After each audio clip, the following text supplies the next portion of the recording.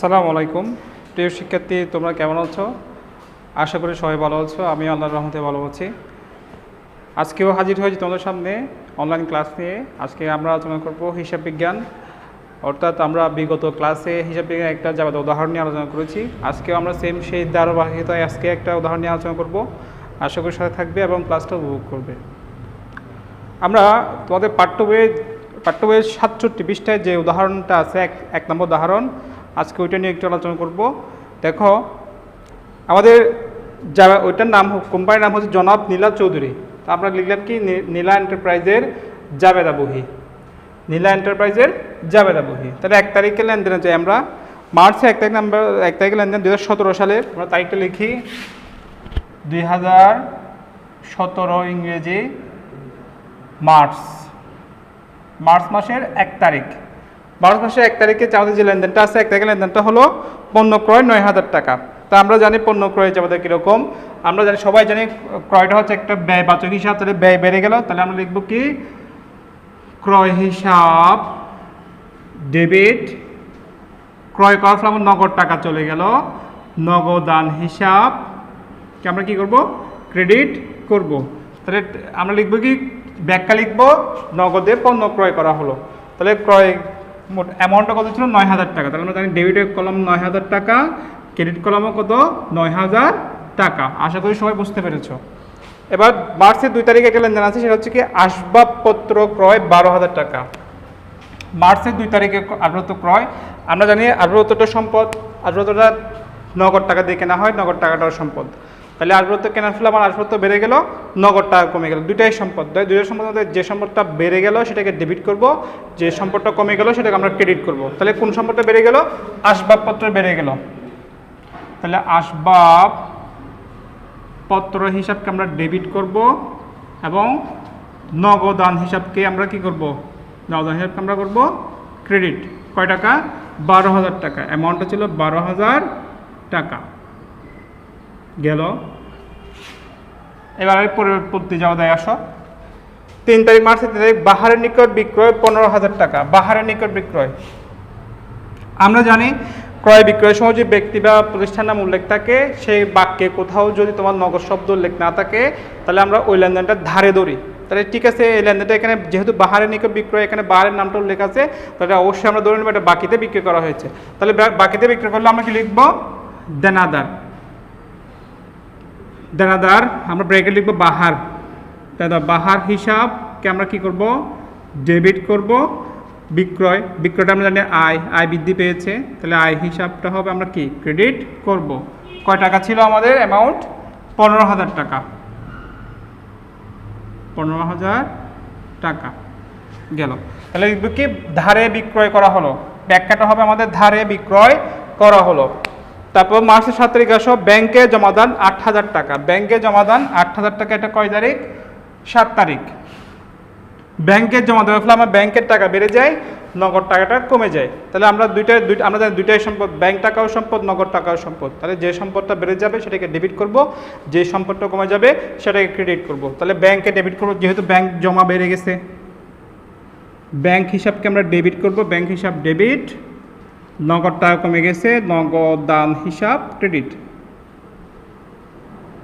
অ্যামাউন্টটা কত ছিল, 8,000 টাকা। আমরা জানি ডেবিট ক্রেডিট সবসময় টাকার অঙ্ক কি হয়, সমান হয়। তাহলে এটা লিখব কি, নগদে ব্যাংক হিসাব খোলা হলো, বা ব্যাংকে টাকা জমা দিয়ে ব্যাংক হিসাব খোলা হলো। এবার তার পরবর্তী লেনদেনে চলে যাই। পরবর্তী লেনদেন হচ্ছে বাকিতে পণ্য ক্রয় 5,000 টাকা। বাকিতে পণ্য ক্রয়, আমরা জানি বাকিতে পণ্য ক্রয় করলে আমাদের পাওনাদার সৃষ্টি হয়। তাহলে দায় যোগ করলে লেনদেনের ফলে যে দায় বেড়ে যায়, সেই দায়কে আমরা কি করি, ডেবিট করি। দায় যদি বৃদ্ধি পায়, দায়কে আমরা কি করি, কোনো লেনদেনের ফলে দায় যদি বেড়ে যায়, দায়কে আমরা কি করি, ক্রেডিট করি। কোনো লেনদেনের ফলে যদি দায় বেড়ে যায়, দায়কে আমরা কি করি, ক্রেডিট করি। তাহলে আমরা দায়কে বিবিধ পাওনাদারকে ক্রেডিট করব। তাহলে ক্রয় হিসাব আমরা জানি সবসময় ডেবিট। তাহলে লিখবো কি, ক্রয় হিসাব ডেবিট। এটা কয় তারিখের লেনদেন ছিল, 9 তারিখের লেনদেন, মার্চের 9 তারিখের লেনদেন। ক্রয় হিসাব ডেবিট, বিবিধ পাওনাদার হিসাব, বিবিধ পাওনাদার হিসাব ক্রেডিট। আমার অ্যামাউন্টটা কত ছিল, অ্যামাউন্ট হচ্ছে 5,000 টাকা। আমরা ব্যাখ্যা লিখবো, ব্যাখ্যাটা কি লিখবো? দ্বারে পণ্য ক্রয় করা হলো, দ্বারে পণ্য ক্রয় করা হলো। প্রিয় শিক্ষার্থী, এবার আমরা 12 তারিখে যে লেনদেনটা আছে ওইটা নিয়ে একটু আলোচনা করি। 12 তারিখের লেনদেনটা দেখো, সেটা হচ্ছে কুরিন সঞ্চিতি ধার্য হলো 2000 টাকা। কুরিন সঞ্চিতি মানে কি, কুরিনটা কি সেটা আমরা আগে জানি। দেনাদারের কাছ থেকে যে টাকাটা আদায়যোগ্য নয়, দেনাদারের কাছ থেকে যেটা আমি পাবো না সেটা আমি নিশ্চিত, সেটাই জানি, যে পরিমাণ টাকাটা আমি পাই না সেটা হচ্ছে কুরিন বা অনাদায়ী পাওনা।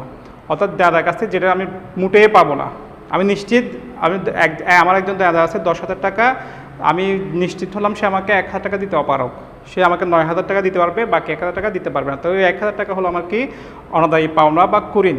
তাহলে অনাদায়ী পাওনা হচ্ছে এক প্রকার ক্ষতি, এটা আমার যেহেতু আমি টাকাটা পাচ্ছি না, আমার ক্ষতি। ক্ষতি মানে হচ্ছে তোমার কি কোনো ক্ষতি, সেটাকে আমরা ডেবিট করি, ক্ষতিকে আমরা ডেবিট করি।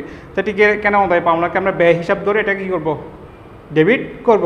তাহলে পাওনা হিসাব ডেবিট। তাহলে কুরিন সঞ্চিতি কি, কুরিন সঞ্চিতি হচ্ছে অনেকটা আমার আয়ের মতো, অর্থাৎ টাকাটা আমি পেতেও পারি না, সন্দেহানের মধ্যে থাকি, অর্থাৎ সন্দেহের মধ্যে থাকি, টাকাটা আমি পেতেও পারি নাও পেতে। তো এটাকে আনুমানিক আমরা কী ধরি, আয় ধরে কুরিন হিসাবকে আমরা ডেবিট করব, কুরিন সঞ্চিতিটাকে কি করব, ক্রেডিট করব। তাহলে আসো 12 থেকে লেনদেন আমরা করবো কি,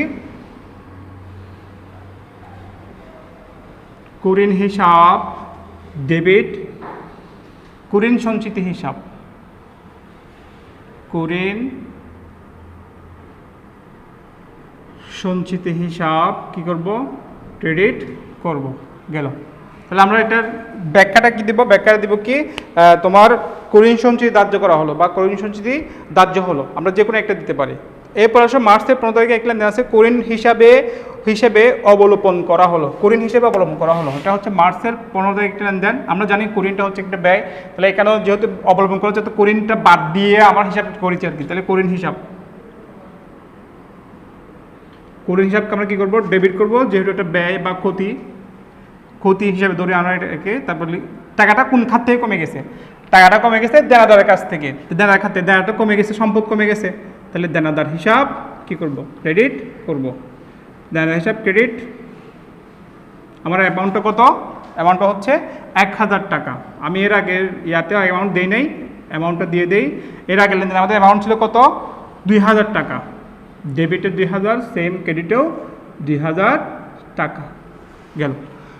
এর পরবর্তীতে আসো আমরা পরবর্তী লেনদেনে যাই। পরবর্তী লেনদেনটা হচ্ছে 18 তারিখে মণিহারি দ্রব্যাদি ক্রয়, মার্চের 18 তারিখ মণিহারি দ্রব্যাদি ক্রয় করা হলো। তাহলে আমরা কি করবো, এটাকে সহজে আমরা দিতে পারি, মণিহারি হিসাব ডেবিট, মণিহারি ক্রয়, মণিহারি হিসাব ডেবিট, নগদান হিসাব ক্রেডিট, কারণ এটা নগদে ক্রয় করা হয়েছে। মণিহারি কি সেটা তোমাদেরকে আমি আগে বলেছিলাম। মণিহারি হচ্ছে অফিসের আমরা ব্যবহার করে কাগজ, পেপার, পেন, তারপর ওই তোমার রাবার, স্কেল, পেন্সিল যেগুলো ব্যবহার করে ওগুলোকে মূলত মণিহারি বলা হয়। তাহলে মণিহারি হিসাব ডেবিট, নগদান হিসাব কি করব, ক্রেডিট করব। অ্যামাউন্টটা কত আমাদের, 1,000 টাকা, 1,000 টাকা। তাহলে নগদে মণিহারি ক্রয় করা হলো। আমরা এটার ব্যাখ্যা দিব কি, নগদে মণিহারি ক্রয় করা হলো। এরপর আসি 30 তারিখে লেনদেনে। 30 তারিখ লেনদেনটা হচ্ছে কি, 30 তারিখ লেনদেনটা হলো কর্মচারীদের বেতন প্রদান করা হলো। কর্মচারীদের বেতন প্রদান, এটা আমরা ব্যয় বেড়ে গেছে, তাহলে বেতন হিসাব ডেবিট। আমরা এটা সবাই জানি, এটা খুব সহজ একটা লেনদেন। বেতন হিসাব ডেবিট, নগদান হিসাব কি, কোন হিসাব থেকে ক্রেডিট হবে, নগদান হিসাবে ক্রেডিট হবে, কারণ আমি টাকাটা নগদ খাত থেকে দিয়েছি। নগদান হিসাব ক্রেডিট। তাহলে অ্যামাউন্টটা কত ছিল আমাদের, 7,000 টাকা। অ্যামাউন্টটা ছিল 7,000 টাকা। বাস, এবার আমরা কি করব, টোটাল অ্যামাউন্টটা যোগ করে, আমরা যেহেতু আগে মুছে ফেলেছি, এখানে পুরো অংশটা নাই, পুরো অংশটা তোমরা খাতাগুলো করে যোগ করে এখানে ফলাফলটা লিখে, যে কোনো একটা ফলাফল এখানে আসবে, ফলাফল এসে এটাকে ডবল মার্কিং করে আমরা শেষ করে দিব। এই যে কোনো একটা ফলাফল এখানে আসবে, ডবল মার্কিং আমরা শেষ করে দিয়ে আমরা কী করবো, আর একটা ক্লোজিং টান দিয়ে আমরা কী করবো, রেখা টেনে আমরা কী করবো, অঙ্কটা শেষ করে দিব। আজ এ পর্যন্ত, আগামী ক্লাসে তোমাদের সাথে দেখা হবে। সেই পর্যন্ত ভালো থাকো, সুস্থ থাকো, আল্লাহ হাফেজ।